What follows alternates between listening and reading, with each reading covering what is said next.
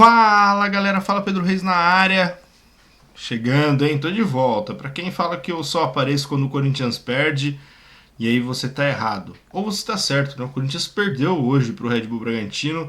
Derrota por 2-1, mas o Corinthians avançou nos pênaltis graças às milagrosas defesas do Hugo Souza, o goleirão do Timão. Vamos lá. Aos poucos a gente vai esmiuçar um pouco dessa vitória do Corinthians, dessa classificação do Corinthians, melhor dizendo, para as quartas de finais da Copa Sul-Americana. Primeiro de tudo, o Corinthians acertou na contratação do goleiro. O Hugo Souza é muito bom goleiro mesmo. Teve o seu período de oscilação ali na época do Flamengo. Desde que foi para a Europa, mudou um pouco a sua forma de enxergar a vida, não só enxergar o futebol. E isso ele mesmo já disse no Charla Podcast que alterou muito a sua forma de ver o dia a dia, de entender o seu passado para viver o presente. Isso faz diferença, sim. Eu tenho dito recentemente para alguns colegas que o futebol vai muito além do resultado. E o Hugo Souza, para mim, é prova disso. Não adianta se você tem um resultado muito bom se você não está com a cabeça boa. E pelo contrário, às vezes tem um resultado péssimo e está com a cabeça tranquila. Mesmo tendo um resultado péssimo, o Hugo Souza mostra que o equilíbrio é importante para isso. Ele já falou muito sobre esse momento da vida dele e o quão importante foi ele fazer terapia, ele se enxergar de uma outra forma, e isso está ajudando ele no gol do Corinthians. Exemplo disso, 3 pênaltis consecutivos hoje, pegou 3 pênaltis seguidos. Acho que eu nunca tinha visto isso no Corinthians, um cara tão dominante no gol assim, teve o Cássio, teve o Carlos Miguel, são baitas goleiros, mas de chegar, vestir a camisa, não sentir o peso, mesmo vindo de fora e de um mercado pequeno, ele estava no Chaves de Portugal, gente. Então é louvável o que o Hugo vem fazendo com o Timão. Mas, nem tudo são flores. O Corinthians fez de novo um primeiro tempo exemplar. Jogou com o regulamento embaixo do braço, com o resultado que construiu a partir do gol do Garro debaixo do braço, e construiu o resultado ali. Vamos lá. Aí chega a segunda etapa. O segundo tempo do Corinthians de novo, mais uma vez. Hoje na transmissão o Fábio Santos falou uma coisa legal. Como o Corinthians sofre em segundo tempo. É bizarro, é assustador o que o Corinthians passa em segundas etapas nessa temporada. O Corinthians não consegue manter o mesmo nível de enfrentamento, o mesmo nível de combate, o mesmo nível físico no segundo tempo contra qualquer tipo de equipe. Não só o Red Bull Bragantino, mas contra qualquer tipo de equipe o Corinthians sofre muito no segundo tempo. E hoje tem um adendo a isso. Eu acho que as mexidas na segunda etapa do Ramon Dias foram ruins. Não é porque classificou que tem que se elogiar. Sempre falo isso, nem tanto ao céu, nem tanto ao inferno, mas as mexidas foram ruins. Quando ele tira o Giovani e coloca o Pedro Henrique, não era jogador para espetar. E se fosse para espetar, era para pôr o Wesley, não o Pedro Henrique, que é mais veloz, tem mais força física do que o Pedro Henrique. Era para segurar o jogo, para tirar o Corinthians da pressão. O Corinthians não conseguia sair de trás. Passou 40 minutos sem conseguir cruzar o meio-campo praticamente. Só sendo pressionado. E como você consegue isso? Você consegue isso a partir de um jogador que consegue segurar a bola no ataque ou de um contra-ataque rápido, de uma forma que você vai fazer a transição rápida para o campo adversário.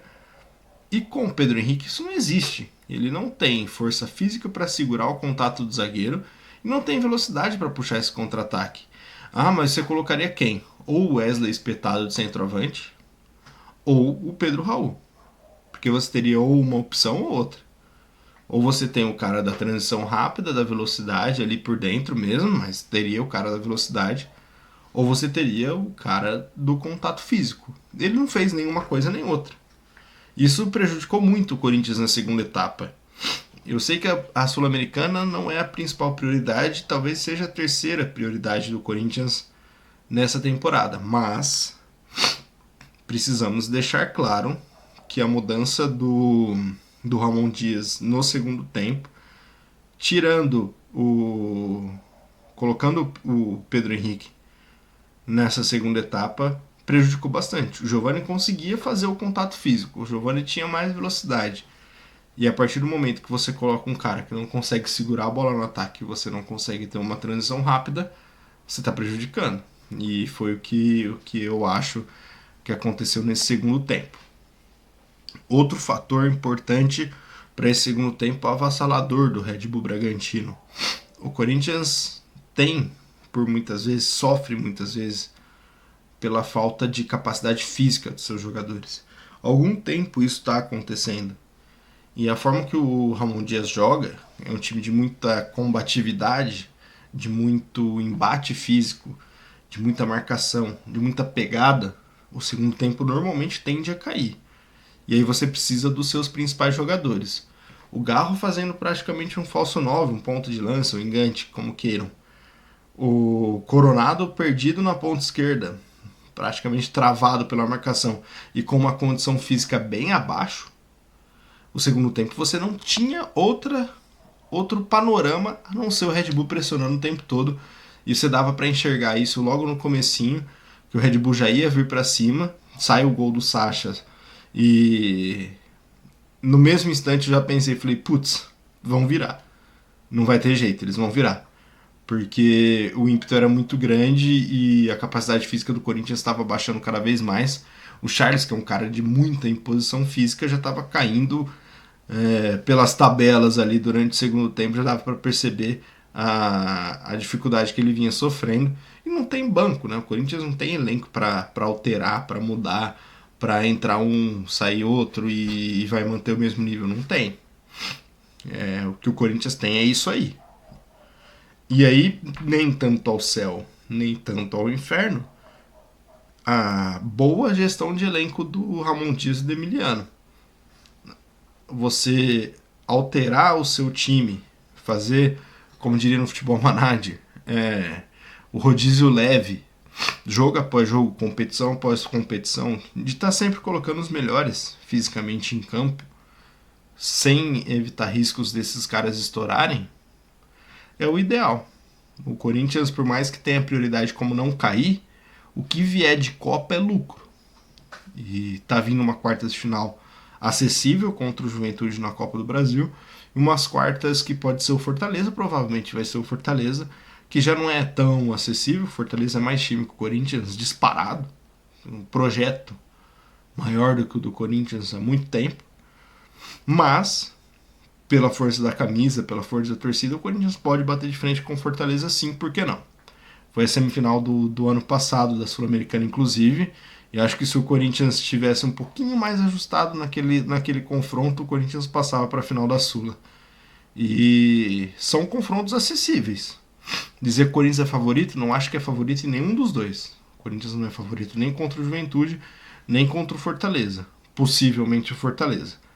E mesmo se vier o Rosário, acho que o Corinthians também não é favorito contra o Rosário Central. Mas são adversários acessíveis pela força da camisa do Corinthians e principalmente pelo apoio do torcedor.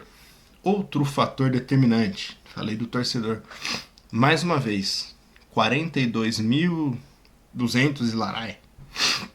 O Corinthians colocou mais de 40 mil pessoas na Neoquímica Arena. É a média, taxa de ocupação beira os 90%. É fantástico o que o Corinthians faz.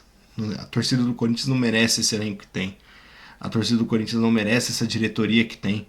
A torcida do Corinthians não merece o time que tem hoje em dia, porque é sofrível.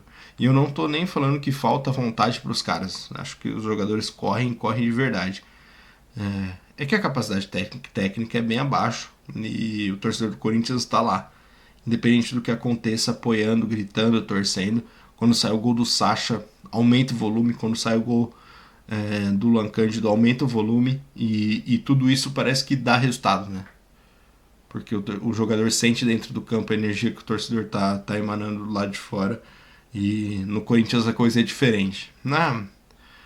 Pedro, você é corintiano, tá sendo clubista, toda a torcida é assim. Mano, desculpa. Não é. Eu acompanho a realidade do Grêmio Prudente, que é uma realidade bem inferior do Corinthians, bem mesmo inferior, que não tem praticamente nenhum público no estádio comparado ao Corinthians. Mas, cara, você sente como jogos em que o torcedor apoia, mesmo com 1.500, 2.000 pessoas no Prudentão, jogos em que esse torcedor apoia, o time responde diferente. Jogos em que esse torcedor vai lá para pegar no pé, para encher o saco, o time responde de uma forma negativa. O time não consegue responder dentro de campo, aliás, não responde. Isso é notório. Ah, a torcida não entra em campo? Não entra. Mas que muda o ânimo, muda. E jogador que joga com a moral lá em cima, normalmente joga melhor do que o jogador que joga com a moral ferida. Basicamente é isso. Ah, vamos falar da diretoria do Corinthians agora. Diretoria. Cara, hoje eu tava conversando com meu pai e cheguei à conclusão. A gente tá em 21 de agosto de 2024.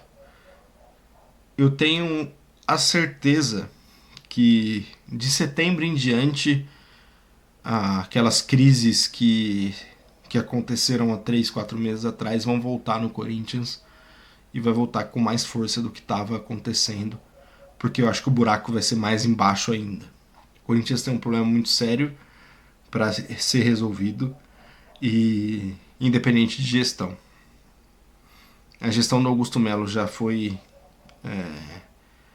de acordo com o blog do Paulinho, já foi acusada de envolvimento com o PCC.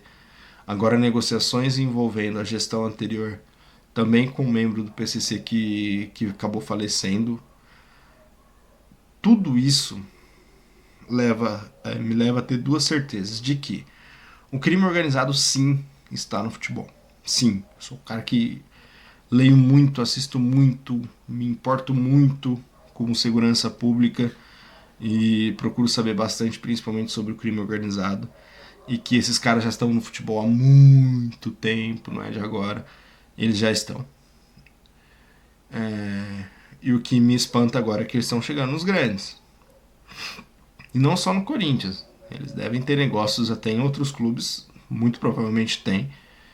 E é uma forma que o Ministério Público vai ter que ter muito zelo, muito cuidado para chegar em cima.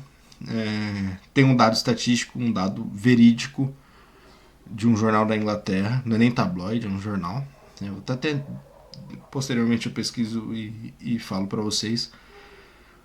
O futebol só movimenta menos dinheiro do que o tráfico de drogas no mundo.